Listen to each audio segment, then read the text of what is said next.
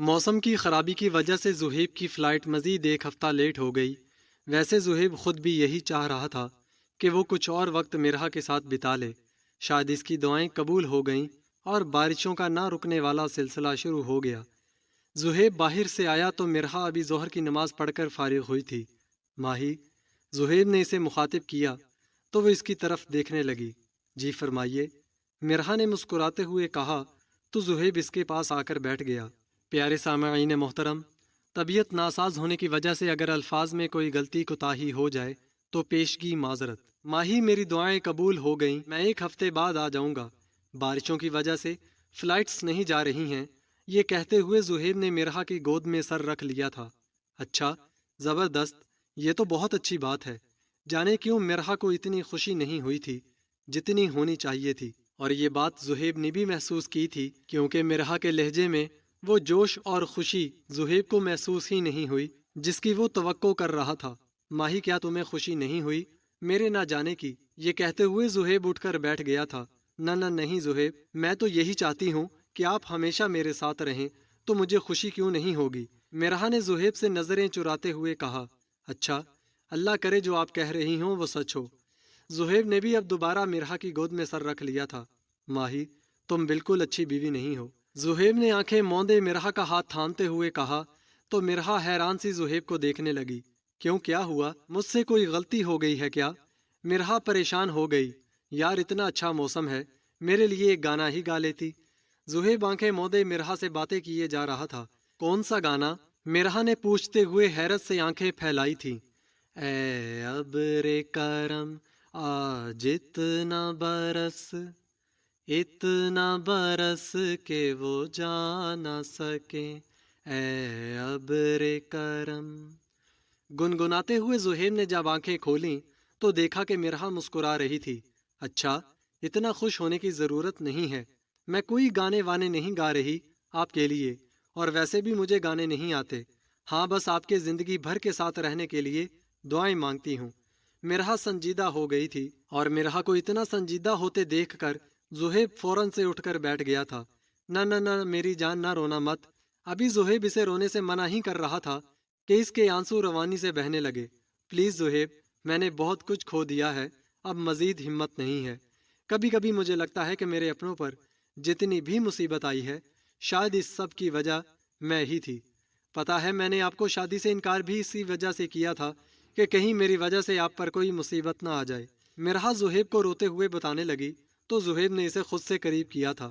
مرحا بھی اس کے کندھے پر سر رکھ کر آنسو بہانے لگی۔ جانتا ہوں کہ ہر وقت کیوں پریشان رہتی ہو۔ پتا ہے مرحا، ہر عروج کو زوال، اور ہر زوال کے بعد پھر عروج ہوتا ہے۔ جس طرح خوشیاں ہمیشہ نہیں رہتی، بالکل اسی طرح غم بھی سدا نہیں رہتے۔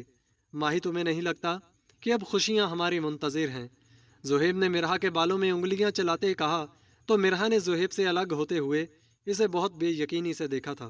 انشاءاللہ سب ٹھیک ہو جائے گا، میں جا رہا ہوں نا، تو احتشام کو بھی اپنے ساتھ واپس لے کر آؤں گا، اور پھر میں تمہاری بیٹی کو بھی ڈھونڈ لوں گا، بس تم اللہ سے دعا کیا کرو۔ زہیب نے مرحا کے آنسو صاف کرتے ہوئے اس سے کہا تو اس نے تائید میں سر ہلایا تھا۔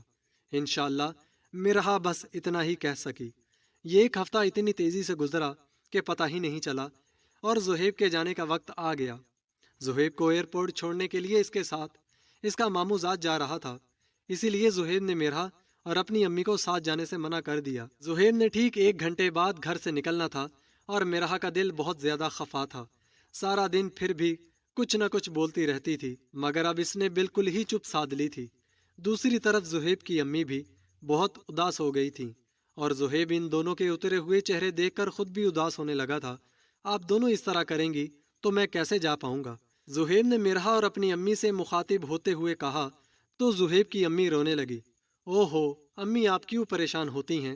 دیکھنا، انشاءاللہ میں، احتشام، سویرا اور بچے جلد ہی خیریت سے واپس آ جائیں گے۔ زہیب نے اپنی امی کے آنسو صاف کرتے ہوئے انہیں تسلی دی تھی۔ ٹھیک ہے بیٹا، اللہ تمہیں اپنے حفظ و امان میں رکھے، آمین۔ انہوں نے زہیب کو دعا دی تو وہ مسکرا دیا۔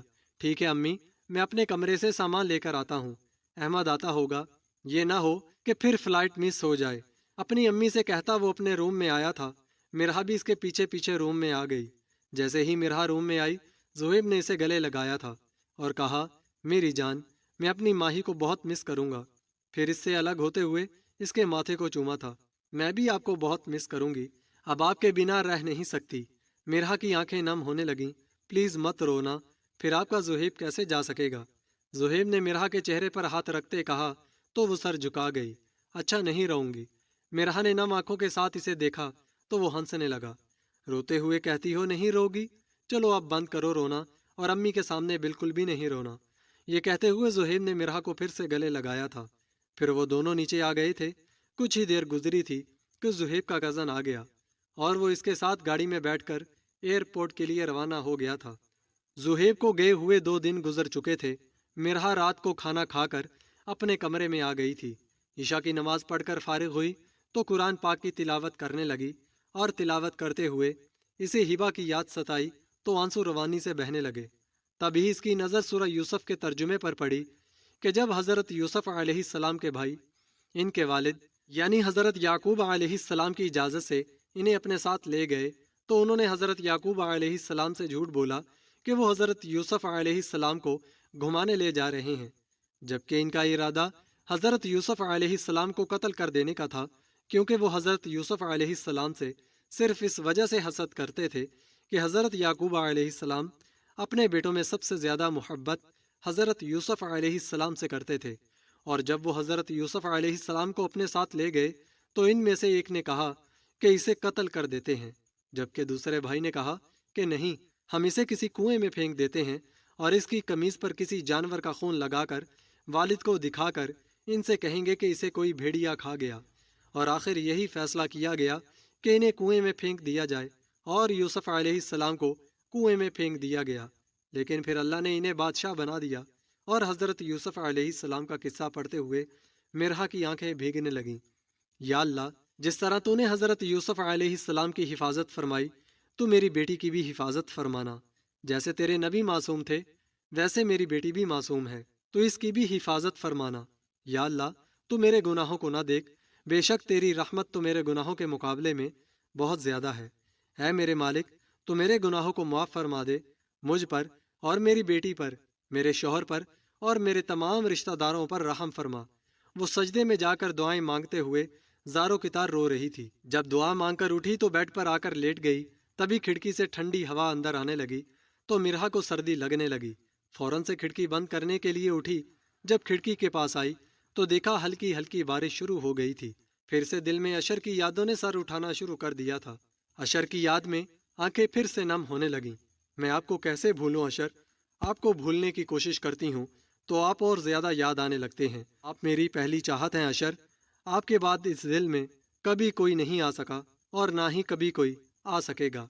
यह कहते ही मिरहा ने खिड़की बंद की और जैसे ही पलटी तो सामने दीवार पर ज़ुहैब की तस्वीर देखकर गहरा सांस लेकर रह गई और ज़ुहैब की तस्वीर के सामने खड़ी हो गई। ज़ुहैब, मैंने जो कुछ भी किया सिर्फ आपकी खातिर किया।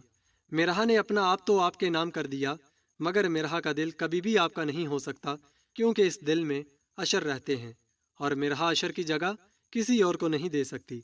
जो मुकाम अशर का है वो कभी आपका नहीं हो सकता, और इस सब पर मेरा कोई इख्तियार नहीं, क्योंकि इस दिल ने सिर्फ और सिर्फ अशर को चाहा है। मुझे माफ़ कर दीजिएगा ज़ुहैब। मिरहा ने आपके साथ मुनाफकत कर दी। वो दिल ही दिल में ज़ुहैब से मुखातिब थी। फिर आंसू साफ करते हुए अपने बेड पर आकर लेट गई। नींद आंखों से कोसों दूर थी। आंखें बंद करती तो हिबा का मासूम चेहरा इसके सामने आ जाता और फिर से आंखें नम हो जाती। या अल्लाह, ये तूने मुझे कैसी आजमाइश में डाल दिया है। मुझसे औलाद लेनी थी तो दी ही क्यों? जाने वो किस हाल में होगी, किसके पास होगी। खदशात ने इसके दिल को आन घेरा तो वो उठकर बैठ गई। या अल्लाह, मेरी हिबा की हिफाजत करना। वो फिर से उठी, वजू किया और जाए नमाज पर बैठ गई। दुआएं मांगती रही और फिर नवाफिल अदा किए, और फिर इबादत करते करते जाने कब सुबह हो गई इसे पता ही नहीं चला। फिर फजर की अजान होने लगी तो फिर फजर की नमाज पढ़कर कुछ देर के लिए लेट गई। जाने कब नींद की वादियों में उतर गई। इसे होश तो तब आया जब खाला ने इसके कमरे का दरवाज़ा नॉक किया। दरवाजे की आवाज़ पर वो हड़बड़ा कर उठी। दरवाज़ा खोला तो देखा खाला थी। क्या हुआ मिरहा? 11 बज गए हैं और तुम अभी तक सो रही हो? खाला ने मिरहा के चेहरे को बगौर देखते हुए पूछा। जी खाला, बस सारी रात नींद ही नहीं आई।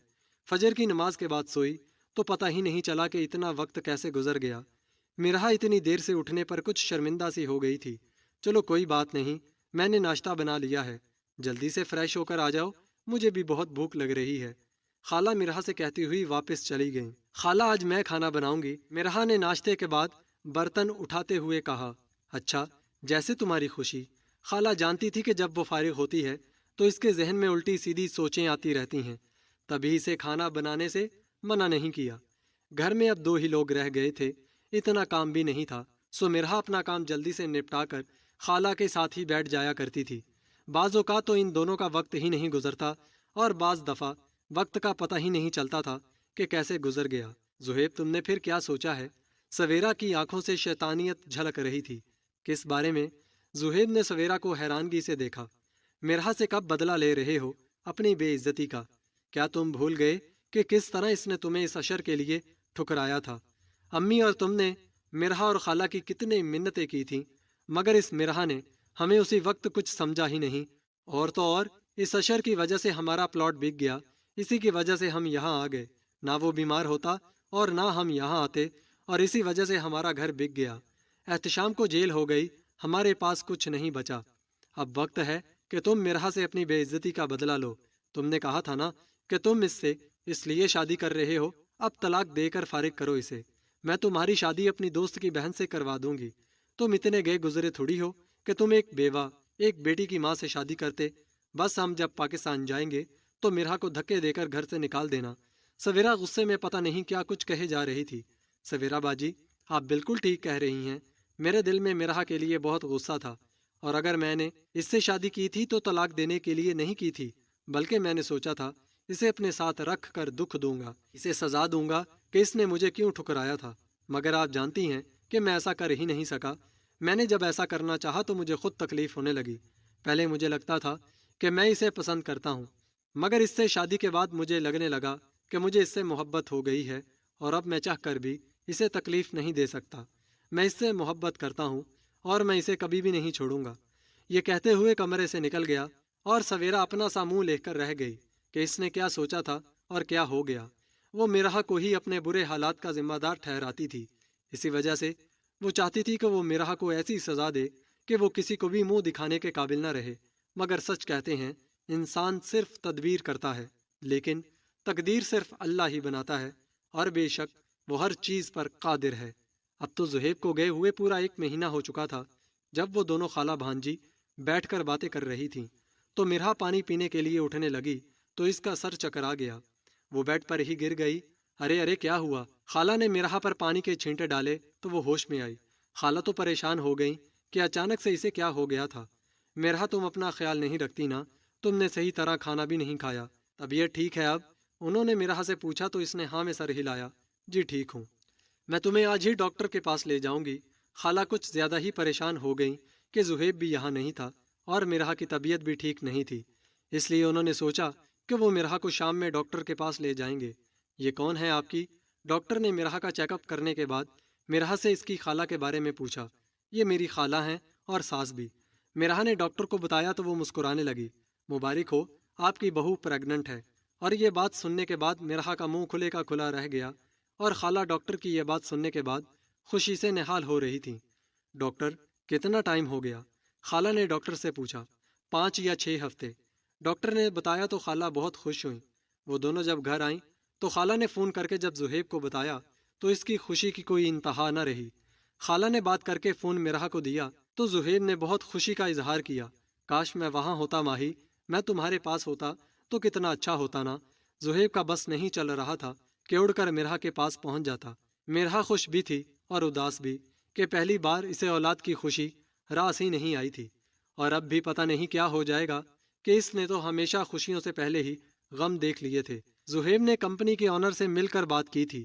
انہوں نے زہیب کو یقین دلایا تھا کہ ہم دوبارہ سے انویسٹیگیشن کروائیں گے، اور اگر احتشام بے گناہ ہوا تو اسے باعزت بری کر دیا جائے گا، کیونکہ کمپنی کے مینیجر نے احتشام پر الزام لگایا تھا اور احتشام مسلسل جرم کو قبول کرنے سے انکار کر رہا تھا۔ احتشام کا کہنا تھا کہ بے شک یہ لوگ مجھے مار دیں لیکن میں جرم قبول نہیں کروں گا، کیونکہ میں قصوروار نہیں ہوں، اور احتشام کے مسلسل انکار کرنے کی وجہ سے انہوں نے دوبارہ سے تحقیقات شروع کر دی تھی۔ کمپنی کے آنر کا بیٹا بہت زیادہ چالاک تھا، مگر وہ تو اس کمپنی کو دیکھتا نہیں تھا کیونکہ وہ اپنی پڑھائی مکمل کر رہا تھا، اسی لیے یہ بلنڈر ہوئے۔ مگر جب اسے ان سب معاملات کا پتہ چلا تو اس نے اپنے طور پر خود اس معاملے کی تحقیقات کا آغاز کیا۔ اس نے کچھ لوگ فراز کے پیچھے بھی لگا دیے تھے اور اس کی لوکیشن ٹریس کی جا رہی تھی، کیونکہ جب تک فراز کو نہیں پکڑ لیتے وہ کسی حتمی فیصلے تک نہیں پہنچ سکتے تھے۔ مگر کمپنی کے آنر کے بیٹے نے زہیب سے بات کرتے ہوئے کوئی نرمی نہیں دکھائی تھی، اور زہیب کے مطابق وہ انتہائی بدتمیز اور بد لحاظ قسم کا انسان تھا جس میں ذرا برابر بھی انسانیت نہیں تھی۔ لیکن معاملے کی نوعیت کچھ اس طرح کی تھی کہ جب تک تحقیقات کا ادراک نہیں ہو جاتا وہ کسی سے بھی نرم لہجے میں بات نہیں کر سکتا تھا، لہٰذا اس نے زہیب کو بھی تقریباً مایوس ہی کیا تھا۔ مگر وہ خود جب ذاتی طور پر احتشام سے ملا تو اسے لگا کہ وہ بہت شریف انسان ہے، مگر پھر بھی جب تک حقیقت سامنے نہیں آ جاتی وہ کوئی فیصلہ نہیں کر سکتا تھا، لہٰذا فی الحال اس نے چپ رہنا ہی مناسب سمجھا۔ زہیب نے سویرا کو واپس پاکستان بھجوا دیا تھا۔ مرحا سویرا سے بہت خوش دلی سے ملی، مگر مرحا کو لگا کہ سویرا کا موڈ کچھ صحیح نہیں تھا، لیکن پھر مرحا نے اسے اپنا وہم سمجھ کر نظر انداز کر دیا۔ مرحا اپنے بھتیجے اور بھتیجی کو دیکھ کر بہت خوش تھی، اور اب اکثر اسے اپنی 4 سالہ بھتیجی اسوا کو دیکھ کر ہبا یاد آنے لگتی، مگر وہ ہبا کے لیے صرف دعا کرنے کے علاوہ اور کچھ نہیں کر سکتی تھی۔ ہبا کو پورا دن انیسہ بیگم ہی سنبھالتی تھی اور وہ انیسہ بیگم کے ساتھ بہت خوش بھی رہتی تھی، مگر جیسے ہی زمل اس کے سامنے آ جاتی ہبا کی خوشی کی کوئی انتہا نہ رہتی۔ شاید زمل کی محبت کو وہ بھی محسوس کرنے لگی تھی، تب ہی جتنا وقت وہ زمل کے ساتھ گزارتی کچھ زیادہ ہی خوش رہتی، اور جس وقت زمل سامنے ہوتی تو وہ کسی اور کی طرف دیکھتی بھی نہیں تھی، اس کی نظریں بس زمل پر ہی ٹکی رہتی۔ جب زمل ہبا کے اس انداز پر خوش ہوتی وہیں انیسہ بیگم کبھی کبھی شکوہ کر جاتی کہ سارا دن میں اسے سنبھالتی ہوں اور یہ زمل کی دیوانی ہے۔ اب تو ہبا سب کو پہچاننے لگی تھی اور جو بھی بات کرتا اسے غوں غاں میں جواب ضرور دیتی، لیکن حمزہ کو دیکھ کر وہ اتنی خوش نہیں ہوتی کیونکہ حمزہ خود بھی اس کی موجودگی سے اتنا مطمئن نہیں تھا۔ اسے ہر وقت یہی ڈر رہتا کہ کہیں اس کی ماں ہبا کو گود میں نہ اٹھا لے، اور اگر ہبا اور حمزہ انیسہ بیگم کے پاس کھیل رہے ہوتے اور اسی دوران زمل آ جاتی تو حمزہ اپنی ماں کے پاس جانے کے لیے رونا شروع کر دیتا۔ تب ہی زمل حمزہ کو گود میں اٹھا لیا کرتی، لیکن جب حمزہ سو جایا کرتا اور ہبا جاگ رہی ہوتی تو وہ ہبا کے ساتھ خوب باتیں کرتی اور اس کے سارے کام کرتی، تو وہ بھی زمل کی اتنی توجہ پا کر بہت خوش ہوتی۔ اب تو حماد بھی ہبا سے بہت پیار کرنے لگا تھا، لیکن حمزہ اپنے باپ کے پیار میں بھی شراکت برداشت نہیں کر سکتا تھا، اس لیے وہ اپنے ہوتے ہوئے حماد کو بھی اس بات کی مکمل اجازت نہیں دیتا تھا کہ وہ ہبا کو گود میں اٹھائے۔ کبھی کبھی زد میں آ جاتا تو ہبا کو انیسہ بیگم کی گود میں بھی نہیں رہنے دیتا تھا، اور زمل کے بقول حمزہ سب کا باپ بنا ہوا تھا جو کہ کسی کو بھی اپنی مرضی سے کوئی کام نہیں کرنے دیتا تھا۔ سویرا وقتاً فوقتاً مرحا کو باتیں سناتی رہتی، لیکن مرحا نظر انداز کر دیا کرتی۔ سویرا کا مزاج ابھی نہیں بدلا تھا، وہ تو شروع سے ہی کچھ ایسے مزاج کی تھی، مگر مرحا ہر بات ہنس کر ٹال دیا کرتی تھی یا پھر اس کے تلخ رویے کو نظر انداز کر دیا کرتی، اور سویرا مرحا کی اس خوش مزاجی کا فائدہ اٹھاتے ہوئے اسے بے نقد سنا دیا کرتی۔ مرحا کچن میں کام کر رہی تھی، تبھی سویرا وہاں آئی تھی۔ تم تو جادوگرنی ہو مرحا، ہر کسی کو قابو کر لیتی ہو۔ خالہ، امی، احتشام، اشر اور اب زہیب، کیا پڑھ کر پھونکتی ہو جو ہر کوئی تمہارا گرویدہ ہو جاتا ہے۔ اور مرحا اس کی یہ باتیں سن کر حیران رہ گئی تھی۔ بھابھی یہ کیا کہہ رہی ہیں آپ؟ مرحا نے سویرا کی طرف حیرت سے دیکھتے ہوئے پوچھا۔ تم کیا سمجھتی ہو تم نے زہیب کو قابو کر لیا؟ نہیں، ایسا کبھی نہیں ہو سکتا۔ دیکھنا میں زہیب کی دوسری شادی کروا کر رہوں گی اور تم ہاتھ ملتی رہ جاؤ گی۔ سویرا یہ سب بکواس کرنے کے بعد کچن سے جا چکی تھی۔ الفاظ تھے کہ کسی نے مرحا کے کانوں میں پگھلتا ہوا سیسا انڈیل دیا تھا۔ اس کی آنکھوں سے بھل بھل آنسو بہنے لگے۔ یا اللہ، یہ میری آزمائش کب ختم ہوگی؟ کاش احتشام بھائی کے ساتھ ایسا نہ ہوتا، یا وہ پہلے ہی واپس آ چکے ہوتے تو میں زہیب سے کبھی شادی نہ کرتی، مگر شاید میرے نصیب میں ابھی اور بھی ذلت جھیلنا باقی ہے۔ یہ سوچتے ہوئے وہ گہری سانس لے کر رہ گئی۔ اب تو یہ حال تھا کہ سویرا بیٹھی آرام کرتی رہتی اور مرحا سارا دن کام کرتی، کھانا الگ بناتی اور بچوں کی فرمائش پر کچھ نہ کچھ الگ بنانا پڑتا۔ سویرا کوئی نہ کوئی بہانہ بنا کر آرام کر رہی ہوتی، کبھی اس کی کمر میں درد ہوتا اور کبھی ٹانگوں میں۔ اب تو سویرا کو آئے ہوئے 2 مہینے ہو چکے تھے، مگر سویرا نے اب تک کام کو ہاتھ بھی نہیں لگایا تھا۔ حالانکہ سویرا کی امی نے اس کو کئی بار کام کرنے کے لیے کہا، مگر وہ الٹا شکوے شکایتیں کرنے لگتی کہ امی کیا آپ کو نظر نہیں آتا کہ میں کتنی پریشان ہوں اور آپ مجھے اس طرح باتیں سنا رہی ہیں؟ اور سویرا کی بات سن کر اس کی امی چپ ہو جاتی، مگر اب انہیں پتہ چل گیا تھا کہ جب سویرا سسرال میں رہتی تھی تو وہ سب کے بارے میں غلط بیانی کرتی تھی۔ مرہا کو تو وہ بہت برا کہتی تھی، مگر اب انہیں اندازہ ہو چکا تھا کہ خرابی مرہا میں نہیں سویرا میں تھی، اور اسی لیے وہ اپنی بیٹی کو سمجھانے کی کوشش کرتی، مگر سویرا الٹا غصہ کرنے لگتی۔ اسی لیے اب انہوں نے سویرا کو اس کے حال پر چھوڑ دیا تھا۔ اب بھی سویرا نے مرہا کو اس کے کمرے میں جا کر جلی کٹی سنائی، اور جیسے ہی غصے میں سیڑھیاں اترنے لگی تو اس کا پاؤں مڑ گیا، اپنے آپ کو سنبھال ہی نہیں پائی اور گرتی ہی چلی گئی، اور پھر درد کی شدت سے زور زور سے رونے لگی۔ مرہا سویرا کی آواز سن کر باہر آئی تو دیکھا وہ سیڑھیوں سے نیچے گری رو رہی تھی۔ مرہا بیچاری تو پریشان ہی ہو گئی۔ ککا کیا ہوا بھابھی؟ مرہا خود اپنے حال سے بے حال تھی۔ مرہا کی پریگننسی کا 4واں مہینہ تھا اور وہ بہت پھونک پھونک کر قدم رکھتی تھی کہ کہیں کچھ غلط نہ ہو جائے۔ کھانے پینے اٹھنے بیٹھنے میں بہت احتیاط سے کام لیتی کہ اب وہ اولاد کے حوالے سے کسی بھی قسم کا کوئی رسک نہیں لے سکتی تھی۔ مرہا نے اسے سہارا دے کر اٹھایا، اتنے میں سویرا کی امی بھی آ گئیں۔ مرہا تم رہنے دو، میں دیکھتی ہوں، یہ کہتے ہوئے وہ سویرا کو سہارا دیتے ہوئے کمرے میں لے آئیں۔ سویرا کو چوٹ کیا لگی؟ مرہا کی مزید کم بختی آ گئی۔ اب تو سویرا کی تیمارداری کے ساتھ ساتھ اس کے بچوں کی ساری ذمہ داری بھی مرہا کے اوپر آ گئی تھی، مگر مرہا نے اس حالت میں بھی بہت ہمت سے کام لیا اور سویرا اور اس کے بچوں کے سارے کام بہت خوش اسلوبی سے کرتی رہی۔ خالہ بھی کافی مدد کرتی تھی، مگر مرہا اب کافی تھکنے لگی تھی کیونکہ وہ اپنا بالکل بھی خیال نہیں رکھتی تھی، اور اب تو سویرا ٹھیک بھی ہو چکی تھی، مگر اسے عادت ہو گئی تھی بیٹھ کر کھانے کی۔ اسی وجہ سے اس کی کوشش ہوتی کہ اس کے اور اس کے بچوں کے سارے کام مرہا ہی کرے، لیکن اب سویرا کی امی نے اسے سختی سے منع کیا تھا کہ وہ مرہا کو اپنا یا اپنے بچوں کا کوئی کام نہیں کہے گی، جس پر سویرا خفا تو ہوئی، مگر اس سے یہ فرق پڑا کہ مرہا کو اب آرام کرنے کا وقت مل جاتا تھا، اور اب وہ تھوڑا بہت خیال اپنا بھی رکھ لیتی تھی۔ ابھی مرہا اپنے کمرے میں آئی ہی تھی کہ اس کا فون بجا۔ زہیب کا نمبر سکرین پر جگمگا رہا تھا۔ السلام علیکم، مرہا نے خوشی سے سلام کیا۔ وعلیکم السلام، میری جان کیسی ہے؟ زہیب بہت اداس لگ رہا تھا۔ میں ٹھیک ہوں، آپ کیسے ہیں؟ مرہا بھی اس سے حال احوال کرنے لگی۔ میرا چھوڑو، اپنا حال بتاؤ۔ ماہی مجھے لگتا ہے تم اپنا بالکل بھی خیال نہیں رکھتی، کھانا صحیح طرح کھاتی بھی ہو کہ نہیں؟ زہیب نے ایک ہی سانس میں اتنے سوال پوچھ لیے۔ میں ٹھیک ہوں، اپنا خیال رکھتی ہوں میں، مرہا نے بمشکل مسکراتے ہوئے کہا۔ مرہا میں اپنے بچے کے معاملے میں بالکل بھی کمپرومائز نہیں کروں گا۔ زہیب کافی سنجیدہ تھا۔ آپ اتنے سیریس کیوں ہو رہے ہیں؟ مرہا نے پوچھا۔ بس ماہی، اب تم نے بالکل بھی بے احتیاطی نہیں کرنی ہے، اور جو دل چاہے وہ کھایا کرو، اور زیادہ کام کرنے کی ضرورت نہیں ہے۔ سویرا باجی سے کہو، وہ کام کر لیں گی۔ انشاءاللہ احتشام بھائی رہا ہو جائیں گے تو ہم پھر جلد ہی واپس آ جائیں گے۔ اور زہیب کے آخری جملے پر مرہا اپنی ساری پریشانی بھول گئی۔ بھائی کب آ رہے ہیں واپس؟ وہ خوشی سے چہکنے لگی۔ انشاءاللہ جلد ہی، زہیب نے کہا۔ میری دعائیں آپ دونوں کے ساتھ ہیں، اللہ آپ کو خیر سے گھر واپس لائے، آمین۔ مرہا نے زہیب سے کہا تو وہ بھی مسکرا دیا، آمین، اور اب ہماری دعائیں ضرور سنے گا، بے شک اس کے ہاں دیر ہے اندھیر نہیں۔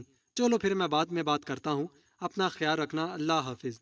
زہیب نے فون بند کیا تو مرہا پھر سے اداس ہونے لگی کہ پتہ نہیں کب اس کا بھائی واپس آئے گا اور جانے کب اس کی بیٹی واپس ملے گی۔ زہیب کو گئے 8 مہینے گزر چکے تھے۔ کمپنی کے آنر اور اس کے بیٹی کی کوششوں کی وجہ سے فراز پکڑا گیا تھا، اور جب اس کی اچھی خاصی چھت رول ہوئی تو پھر ریمانڈ کے دوران ہی اس نے اپنے سارے گناہوں کا اعتراف کر لیا تھا، اور یہ بھی کہ کمپنی کا مینیجر ہی ان کا سرغنہ تھا اور اسی نے یہ سب کروایا۔ اور ان سب باتوں سے احتشام کا دور دور تک کوئی تعلق نہیں تھا۔ ان دونوں نے صرف خود کو بچانے کے لیے احتشام اور ایک اور بندے کو ان سب میں انوالو کیا تھا، حالانکہ وہ دونوں بیچارے بے گناہ تھے۔ ثبوت تو پہلے بھی احتشام اور دوسرے بندے کے بے گناہ ہونے کی تصدیق کر رہے تھے، مگر پھر بھی گواہی ضروری تھی۔ گواہ اور ثبوت احتشام کے حق میں تھے، اور 7 مہینے کی محنت کے بعد احتشام بے گناہ ثابت ہو چکا تھا۔ احتشام کو نہ صرف باعزت بری کر دیا گیا، بلکہ کمپنی کے آنر اور اس کے بیٹے نے احتشام سے نہ صرف معافی مانگی بلکہ اسے اپنی کمپنی میں مینیجر بنانے کی آفر بھی کی، کیونکہ احتشام بہت قابل تھا۔ لیکن احتشام نے ان کی اس آفر کو ٹھکرانے میں 1 منٹ بھی نہیں لگایا، یہ کہتے ہوئے کہ وہ اپنے ملک میں رہ کر ہی کچھ کرنا چاہتا ہے۔ احتشام کو اشر کی موت کا اب تک علم نہیں تھا، اور اب اس کے جیل سے رہا ہونے کے بعد زہیب نے بتایا کہ وہ مرہا سے نکاح کر چکا ہے، اور زہیب کی اس بات پر احتشام نے اسے حیرت سے دیکھا تھا۔ کیا مطلب ہے تمہارا؟ تم نے مرحا سے کیوں نکاح کیا؟ حشر، ابھی احتشام کی بات بھی مکمل نہیں ہوئی تھی کہ زہیب نے اس کی بات کاٹ دی۔ وہ مر چکا ہے، اس کا برین ٹیومر پھر سے پھیلنا شروع ہو گیا تھا، اور ڈاکٹرز نے صاف الفاظ میں بتا دیا تھا کہ وہ اب نہیں بچ سکتا، اور آنن فانن اس کی موت ہو گئی اور کوئی کچھ نہیں کر سکا۔ زہیب نے اسے چند جملوں میں ہی سب کچھ سمجھا دیا۔ اور وہ مرحا کی بیٹی، وہ کہاں ہے؟ احتشام کو یاد آیا تو پوچھنے لگا۔ وہ بھی ٹھیک ہے۔ زہیب ابھی اسے مزید پریشان نہیں کرنا چاہتا تھا، اسی لیے حقیقت چھپا گیا، اور احتشام بیچارے کو سمجھ نہیں آ رہی تھی کہ وہ اپنی بہن کے اجڑنے پر ماتم کرتا یا پھر اس کے دوبارہ گھر بس جانے کی خوشی مناتا، کیونکہ احتشام بہت اچھی طرح جانتا تھا کہ مرحا اشر کو کتنا چاہتی تھی، اور اس نے اشر کی موت کا غم کیسے برداشت کیا ہوگا، یہ سب سوچ کر ہی احتشام کانپ اٹھا تھا۔ میری بہن نے کتنا کچھ سہ لیا، تم جانتے ہو زہیب، وہ کتنی صبر والی ہے۔ کبھی ہمیں اپنی تکلیف نہیں بتاتی تھی، کوئی بات بری لگ ہی جاتی تھی تو کبھی زبان سے شکایت بھی نہیں کرتی تھی، اور اس پر اتنی بڑی آزمائش آ گئی، اور اس کٹھن وقت میں میں اس سے کتنا دور تھا، امی بابا کوئی بھی نہیں تھے، اس نے یہ سب کیسے برداشت کیا ہوگا۔ اور مرحا کا دکھ محسوس کرتے ہوئے احتشام کی آنکھیں نم ہو گئی تھیں۔ ہاں، وہ واقعی بہت ہمت والی ہے، لیکن اب کافی سنبھل چکی ہے۔ احتشام، وہ تمہارے لیے بھی بہت روتی ہے، ہر وقت تمہاری خیر و عافیت کی دعائیں مانگتی ہے۔ پتہ ہے اس نے مجھ سے کیا کہا تھا؟ جب میں نے اس سے شادی کی خواہش ظاہر کی تو اس نے مجھ سے کہا کہ اگر احتشام بھائی میرے ساتھ ہوتے تو میں کبھی شادی نہیں کرتی۔ شروع میں تو وہ بہت اداس رہتی تھی، مگر اب واپس زندگی کی طرف آنے لگی ہے۔ زہیب نے اسے مرحا کے بارے میں بتایا تو احتشام نے اسے گلے سے لگا کر بہت رویا۔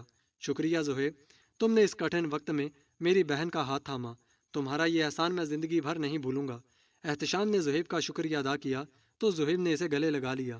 احتشام بھائی، میں اسے بچپن سے بہت پسند کرتا تھا، مگر اس سے شادی کے بعد مجھے پتہ چلا کہ میں اس سے محبت کرتا ہوں، اور مرحا سے شادی میں نے صرف اور صرف اپنی وجہ سے کی ہے، آپ پر یا مرحا پر کوئی احسان نہیں کیا، اور آج کل میں تو میں بابا بن جاؤں گا۔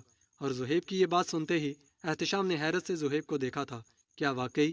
یار، تم نے تو آج اتنے بم پھوڑ دیے ہیں کہ میں تو حیرت کے سمندر میں ڈوب چکا ہوں۔ ایسا لگتا ہے کہ یہ 1.5 سال میں نے جیل میں نہیں گزارے، بلکہ شاید 10 سال گزار چکا ہوں۔ میرے یہاں آنے کے بعد کتنا کچھ بدل گیا، میں تو سوچ بھی نہیں سکتا تھا۔ ابھی وہ دونوں بات ہی کر رہے تھے کہ زہیب کا فون بجا تھا۔ ہیلو زہیب، فون پر سویرا تھی۔ ہاں بولو سویرا، کیا ہوا؟ زہیب خود بھی بہت بے تاب تھا، کیونکہ وہ جانتا تھا کہ اس کے گھر والے مرحا کو ہاسپٹل لے کر جا چکے ہیں۔ مبارک ہو بھائی، تم جڑواں بچوں کے باپ بن گئے ہو، ایک بیٹا اور ایک بیٹی ہے، اور پتہ ہے وہ دونوں ہی مرحا سے نہیں ملتے، اور ان دونوں کی شکلیں ہو بہو تم سے ملتی ہیں۔ سویرا اور بھی پتہ نہیں کیا کچھ بولنا چاہتی تھی، مگر زہیب کو خوشی میں کچھ سنائی ہی نہیں دے رہا تھا۔ اور مرحا کیسی ہے؟ زہیب سے خوشی میں الفاظ ہی ادا نہیں ہو رہے تھے۔ مرحا بھی بالکل ٹھیک ہے، ابھی سو رہی ہے، تھوڑی دیر میں بات کرواتی ہوں۔ سویرا نے ساری تفصیل بتائی۔ سویرا باجی، آپ احتشام بھائی سے بات کریں، میں آتا ہوں۔ یہ کہہ کر وہ دوسرے کمرے میں چلا گیا اور سجدہ شکر ادا کیا۔ یا اللہ، تیرا شکر ہے، تو نے میرے گھر میں ایک ساتھ نعمت اور رحمت بھیجی۔ زہیب آج رو رہا تھا، مگر آج یہ آنسو کسی شکوے یا شکایت کی وجہ سے نہیں تھے، یہ آنسو تو تشکر کے تھے۔ پیارے سامعین محترم، اگر یہ آج کی ویڈیو آپ کو اچھی لگی تو ویڈیو کو لائک کریں، اور ساتھ ہی ساتھ ہمارے چینل کو بھی ضرور سبسکرائب کریں، تاکہ ہم مزید اس طرح کے اچھے ناولز آپ کے سامنے پیش کرتے رہیں۔ اور ہاں، بیل آئیکن کو دبانا مت بھولیے گا، تاکہ ہماری ہر نئی آنے والی ویڈیو کا نوٹیفیکیشن آپ کو ملتا رہے۔